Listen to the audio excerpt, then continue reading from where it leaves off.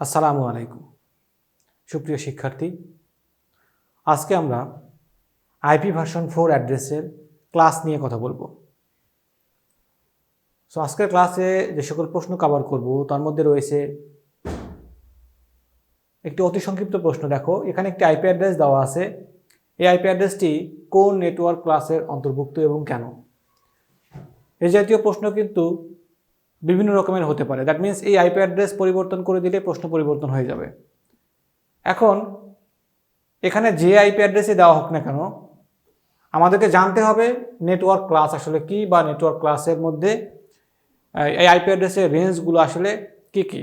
তাহলে কিন্তু যে কোনো আইপি অ্যাড্রেস দিলেই আমরা সেটিকে ডিটেক্ট করতে পারবো যে এটি কোন ক্লাসে। আমরা যেহেতু এই ক্লাসে মানে আইপি ভার্সন 4 এর ক্লাস নিয়েই কথা বলবো, সো আমরা এই ক্লাসেই বুঝতে পারবো যে এই অ্যাড্রেসগুলোকে কীভাবে ডিটেক্ট করতে হয় বা এই প্রশ্নগুলোকে কীভাবে অ্যান্সার করতে হয়। এছাড়াও দেখো, আইপি ভার্সন 4 অ্যাড্রেসের ক্লাসগুলো সম্পর্কে লেখো, এই জাতীয় প্রশ্ন সংক্ষিপ্ত আকারে আসতে পারে। আবার আইপি ভার্সন 4 এর বর্ণনা করো, এই জাতীয় প্রশ্নগুলো রচনামূলক আকারে আসতে পারে। বিভিন্ন চাকরির পরীক্ষায় কিন্তু এসেছিল, দেখো, বিভিন্ন সময়ে। এছাড়াও তোমার বাকাশিবেতেও এসেছিল। সো এই প্রশ্নগুলো খুবই ইম্পর্টেন্ট। মূল কথা, আইপির উপরে প্রশ্নগুলো খুবই ইম্পর্টেন্ট। তোমাদের একাডেমিক পড়াশোনার পাশাপাশি বিভিন্ন রকম চাকরির পরীক্ষাতেও কিন্তু খুবই ইম্পর্টেন্ট। তাহলে চলো আমরা আলোচনা শুরু করি। আইপি ভার্সন 4 অ্যাড্রেসের ক্লাস। আইপি ভার্সন 4কে মোট 5টি ক্লাসে ভাগ করা হয়েছে। এই ক্লাসগুলো ডিপেন্ড করে আইপি অ্যাড্রেসের প্রথম অক্টেটের উপরে। দ্যাট মিনস প্রথম যে অক্টেট, সেই প্রথম অক্টেটের ভ্যালু আসলে কত তার উপরে ডিপেন্ড করবে এটি আসলে কোন ক্লাসের অন্তর্ভুক্ত। আচ্ছা, তার আগে বলি এই ক্লাস কেন। দেখো, বিভিন্ন কাজের জন্য বা বিভিন্ন রকম প্রয়োজনের উপর ভিত্তি করে আমার আইপি অ্যাড্রেসগুলোকে এই ক্লাসে ভাগ করা হয়েছে। যেমন এ বি সি, এই 3টি ক্লাস হচ্ছে ইউনিকাস্টিংয়ের জন্য। দ্যাট মিনস এই যে লক্ষ কোটি ডিভাইস আমরা ইন্টারনেটে ব্যবহার করতেছি, তোমার আমার সকলের ডিভাইস কিন্তু ইন্টারনেটের সঙ্গে সংযুক্ত হয়ে যাচ্ছে। এই যে আমরা এন্ড ইউজার বা আমরা সাধারণ ইউজার, এই সাধারণ ইউজারের প্রত্যেকটি ডিভাইসকেই একটি করে আইপি অ্যাড্রেস দিতে হবে, বা প্রত্যেকটি ডিভাইসেরই একটি করে আইপি অ্যাড্রেস প্রয়োজন। এই আইপি অ্যাড্রেসগুলোই মূলত এই ইউনিকাস্ট আইপি অ্যাড্রেস, যেটা হয় এ হবে অথবা বি হবে অথবা সি হবে। এরপরে ধরো ডি ক্লাস একটি আছে। ডি ক্লাস, এই ক্লাসটি হচ্ছে মাল্টিকাস্টিংয়ের জন্য। সো মাল্টিকাস্টিং, আমরা এন্ড ইউজার যারা রয়েছি বা আমরা যারা সাধারণ ইউজার, তারা মাল্টিকাস্টিংয়ের এই অ্যাড্রেসের ব্যবহার আমরা করি না। এটি আসলে ডিভাইস লেভেলে ব্যবহার হয়ে থাকে। রাউটার বা সুইচ তারা নিজেদের বিভিন্ন কাজের ক্ষেত্রে এই অ্যাড্রেসগুলো ব্যবহার করে থাকে। এরপরে ই আছে একটি ক্লাস। ই ক্লাস কিন্তু রিজার্ভ ফর ফিউচার ইউজ বা রিসার্চের জন্য রাখা হয়েছে। তো আমরা মূলত কাজ করব হচ্ছে এ বি সি এই 3টি ক্লাস নিয়ে। এবং আমি আবারও বলছি যে এই যে 3টি ক্লাস রয়েছে বা এখানে 5টি ক্লাস রয়েছে, এই 5টি ক্লাসের ইউজেস আমরা আলোচনা করলাম যে প্রথম 3টি ক্লাস হচ্ছে ইউনিকাস্টিংয়ের জন্য, এরপরে মাল্টিকাস্টিং, এরপরে ফিউচার ইউজের জন্য। এখন এই যে এখানে রেঞ্জ দেওয়া আছে, এই রেঞ্জ আসলে কার সঙ্গে রিলেটেড? আমি একটি আইপি অ্যাড্রেস লিখি। দেখো, এটি একটি আইপি অ্যাড্রেস এবং এই আইপি অ্যাড্রেসের 4টি অংশ। এর মধ্যে এই যে প্রথম অংশ, এই প্রথম অংশের ভ্যালু কত? 172। এখন 172 এখানকার কোন রেঞ্জের সঙ্গে যাচ্ছে? এই রেঞ্জের মধ্যে আছে। তার মানে এই অ্যাড্রেসটি হচ্ছে বি ক্লাসের অ্যাড্রেস। B class. আমি যদি একটি অ্যাড্রেস লিখি আবারও, এইখানে প্রথম অক্টেট, যে এই প্রথম অক্টেটের ভ্যালু কত? 10। এই যে প্রথম অক্টেটের যে ভ্যালু, এটি আসলে কোন রেঞ্জের মধ্যে আছে? এই রেঞ্জের মধ্যে আছে। তো তার মানে এটি একটি এ ক্লাসের অ্যাড্রেস।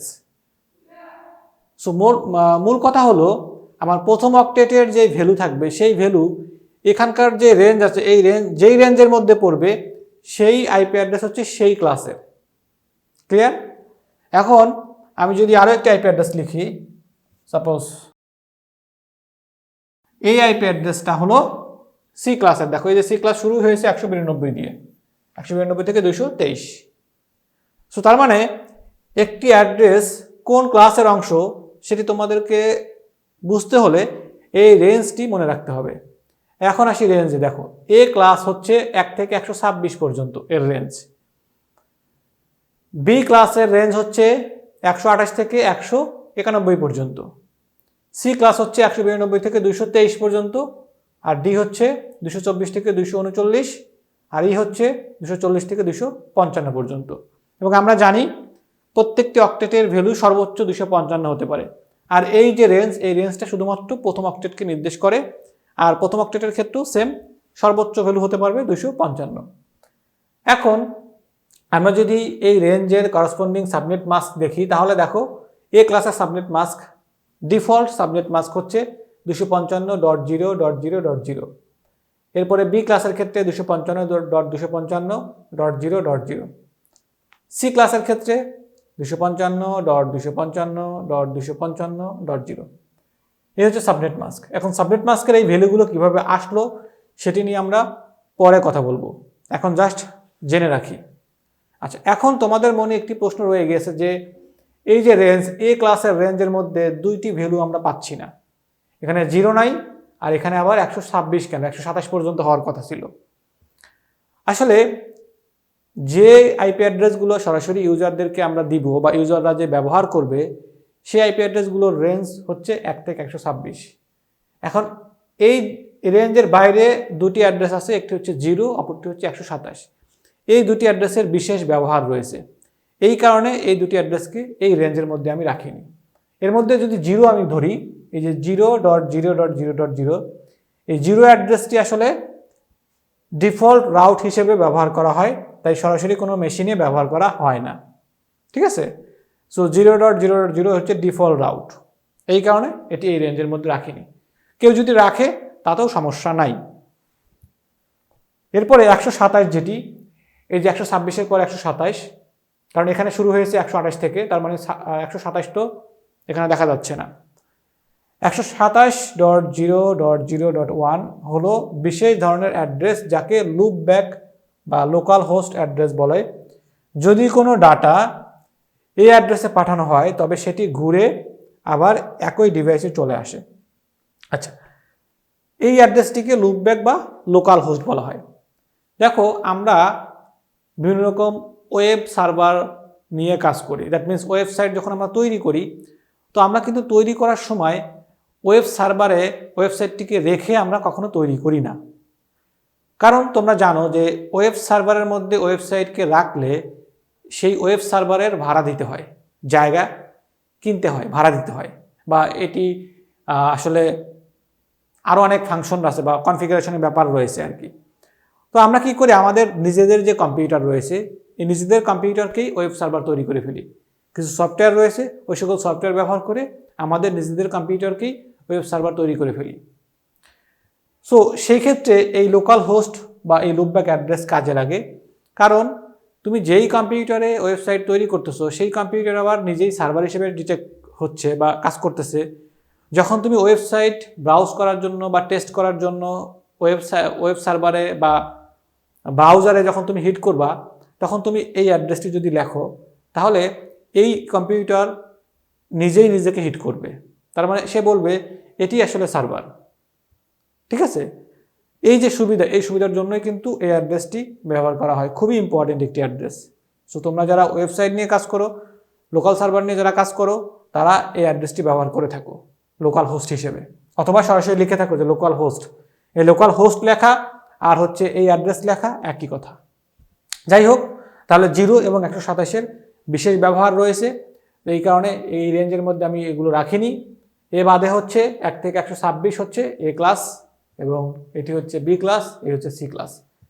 আর এই দুটি হচ্ছে এর মধ্যে মাল্টিকাস্টিংয়ের জন্য ডি, আর এই হচ্ছে ফিউচার ইউজের জন্য। সো এই হচ্ছে ক্লাস সম্পর্কিত আলোচনা। সো আমাদের প্রয়োজনেই কিন্তু ক্লাসগুলোকে তৈরি করা হয়েছে। আচ্ছা, আরও একটু বলে রাখি যে এই যে এ ক্লাসটি ব্যবহার করা হয় বড় নেটওয়ার্কের জন্য, যে নেটওয়ার্কের ইউজার সংখ্যা অনেক বেশি। বি ক্লাসকে ব্যবহার করা হয় মাঝারি নেটওয়ার্কের জন্য, আর সি ক্লাসকে ব্যবহার করা হয় ছোট নেটওয়ার্কের জন্য। ঠিক আছে? সো এই হচ্ছে ক্লাস সম্পর্কিত আলোচনা। এই ক্লাস এখানে শেষ করছি। ধন্যবাদ।